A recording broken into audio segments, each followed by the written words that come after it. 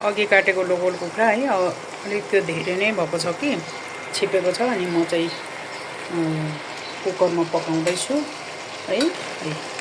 अब यो मजाले सिटी लाउनुपर्छ, 1-2 सिटी लाउनुपर्छ है। अनि म चाहिँ यहाँ आज मौसम पनि त्यस्तै खालको छ अनि म चाहिँ यो लसुन पनि डल्लै हालिदिन्छु है। अनि अदुवा लसुनको पेस्ट हाले, अनि गोलभेडा, अनि यो लसुनको पत्ता, अनि धनियाको पत्ता है। यो धनियाको पत्ता पनि यहाँ छ, अनि धनियाको पत्ता पनि मिसाएर काटिरहेको छु है।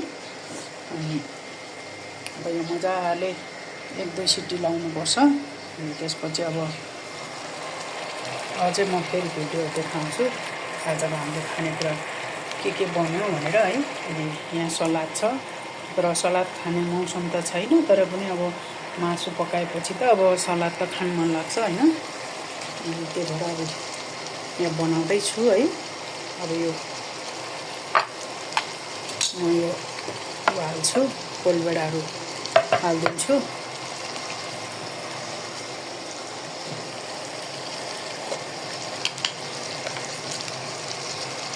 यो चाहिँ मिट मसला हाल्दैछु है। अघि जाइफल हालेर जाइफल हाले, अदुवा लसुन पेस्ट हाले, अनि ज्वानो मेथी पनि हालिदिएको। अब त्यो मौसम त्यस्तै छ नि त, अनि त्यही भएर अब यो मजाले चिसो पनि जाने गरी चाहिँ म पकाउँदैछु है। अब यो लसुन पनि हालिदिन्छु।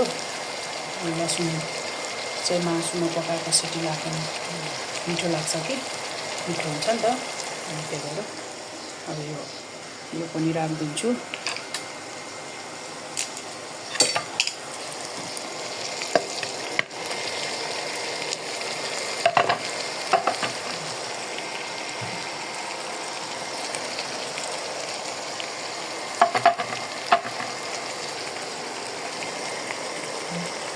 कतिले चाहिँ पछि हाल्नुहुन्छ है, म चाहिँ सँगै हालेर अब सिटी लगाइदिन्छु। अब यो एकछिन मजाले गर्नु दिनुपर्छ। अनि त्यसपछि अनि